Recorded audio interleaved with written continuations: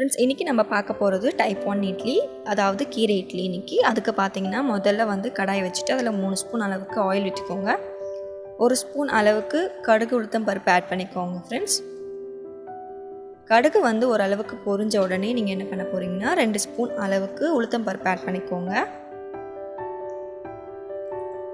உளுத்தம் பருப்பு நல்லா பொன்னிறமாக வந்த உடனே நீங்கள் ஒரு 2 பெரிய வெங்காயம் கட் பண்ணி ஆட் பண்ணிக்கோங்க. ஒரே மாதிரி இட்லி சாப்பிட்றதுக்கு நான் பல டைப் ஆஃப் இட்லி உங்களுக்கு நான் அப்லோட் பண்ண போகிறேன். அதில் இது முதல் டைப் ஃப்ரெண்ட்ஸ்.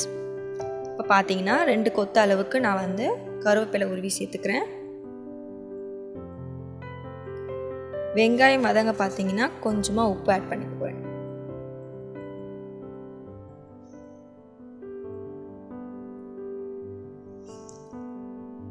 அடுத்தபடியாக பார்த்தீங்கன்னா உங்களுக்கு எந்த அளவுக்கு காரம் வேணுமோ அந்த அளவுக்கு நீங்கள் பச்சை மிளகாய் ஆட் பண்ணிக்கலாம். ஒரு மேக்ஸிமம் ஒரு 3 பச்சை மிளகாய் ஆட் பண்ணிக்கோங்க.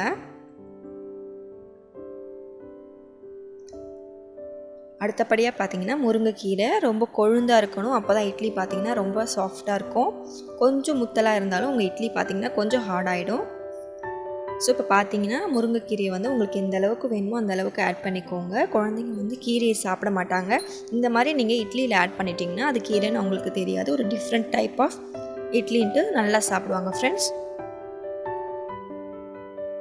கீரை போட்ட உடனே அடுப்பு ஆஃப் பண்ணிவிடுங்க, அது வதங்கக்கூடாது. அடுத்தபடியாக இட்லி குண்டானில் தண்ணி வந்து காய வச்சுருங்க. இப்போ நம்ம இட்லி மாவு எப்படி அரைக்கணும்னு சொல்லி நான் உங்களுக்கு காட்டினேன் இல்லையா, அந்த இட்லி மாவு தான் இது. அது கூட நம்ம வதக்கி வச்சுருக்க வெங்காயம் கீரையை வந்து ஆட் பண்ணிக்க போகிறோம். கீரை வந்து அதிகமாக வதங்கக்கூடாது, அதிகமாக வதங்கிட்டால் கசப்பாயிடும் ஃப்ரெண்ட்ஸ். ஸோ கீரை போடும் போதே நீங்கள் அடுப்பை ஆஃப் பண்ணிவிட்டு சும்மா லைட்டாக அந்த வெங்காயத்தோடு கிளறிக்கோங்க. ஏன்னா இதுக்கப்புறம் ஆவியில் கொஞ்சம் கீரை வேக போகுது, அதுக்காக கீரையை அடுப்பில் வதக்காதீங்க ஃப்ரெண்ட்ஸ். இப்போ இட்லி தட்டில் நம்ம வந்து மாவு ஊற்றியாச்சு. நம்ம தண்ணி நல்லா கொதிக்க ஆரம்பித்த பிறகு நீங்கள் ஊற்றி வச்சுருக்க மாவை அந்த இட்லி தட்டை வந்து நீங்கள் அரேஞ்ச் பண்ணிவிடுங்க. அரேஞ்ச் பண்ணிவிட்டு ஒரு 10 நிமிஷம் டைம் கொடுத்துருங்க ஃப்ரெண்ட்ஸ். ஃப்ரெண்ட்ஸ் நம்மளுடைய மணப்பெண் சமையல் வீடியோ பார்க்கும்போது வீடியோ கீழே இருக்க ரெட் கலர் சப்ஸ்கிரைப் பட்டனை ப்ரெஸ் பண்ணிவிட்டு பக்கத்தில் இருக்க பெல் ஐக்கானை கிளிக் பண்ணும்போது நீங்கள் ஆல் செலக்ட் பண்ணி கிளிக் பண்ணி வச்சுட்டிங்கன்னா உங்களுக்கு புதுசாக வரக்கூடிய வீடியோஸ் உங்களுக்கு நோட்டிஃபிகேஷன் அப்டேட் ஆகிடும் ஃப்ரெண்ட்ஸ். ஃப்ரெண்ட்ஸ் இந்த இட்லிக்கு பார்த்தீங்கன்னா இந்த சட்னி மேட்சாக இருக்கும். ஸோ ஒரு மிக்ஸி ஜாரில் 3 பச்சை மிளகாய், ஒரு சின்ன துண்டு இஞ்சி 4 கட் பண்ணி நான் ஆட் பண்ணிக்கிறேன். கரெக்டாக 5 பல்லு பூண்டு ஆட் பண்ணிக்க போகிறேன் ஃப்ரெண்ட்ஸ். தேங்காய் பத்தை பார்த்தீங்கன்னா ஒரு 2 பத்தை நான் கட் பண்ணி ஆட் பண்ணிக்கிறேன். தேங்காய் பத்தை எந்த அளவுக்கு ஆட் பண்ணுறீங்களோ அதுக்கு ஈக்குவலாக நீங்கள் உடச்சிக்கல் ஆட் பண்ணிக்கோங்க. சட்னிக்கு ஏற்ற மாதிரி உப்பும் ஆட் பண்ணிக்கோங்க ஃப்ரெண்ட்ஸ்.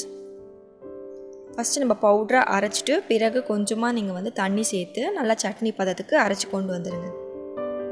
இதை ஒரு பவுலுக்கு நம்ம மாற்றிடலாம். அடுத்தபடியாக நம்ம சட்னியை தாளிக்க போகிறோம்.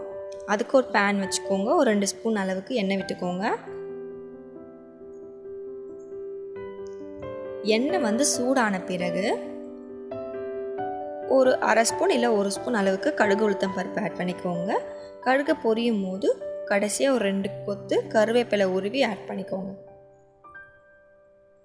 இப்போ இதை நம்ம சட்னியில் வந்து ஆட் பண்ணிடலாம். நம்ம சட்னி இப்போ ரெடி ஆகிடுச்சு. இதுக்கு அடுத்தபடியாக பார்த்திங்கன்னா நம்ம இட்லியும் நல்லா வந்து வெந்திருக்கும்.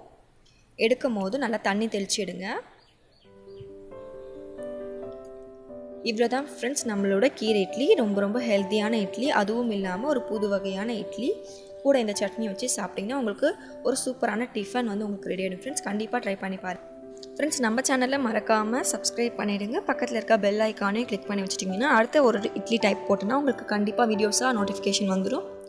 மறக்காமல் லைக் பண்ணுங்கள், ஷேர் பண்ணுங்கள், வீட்டில் ட்ரை பண்ணி பாருங்கள் ஃப்ரெண்ட்ஸ். Bye friends.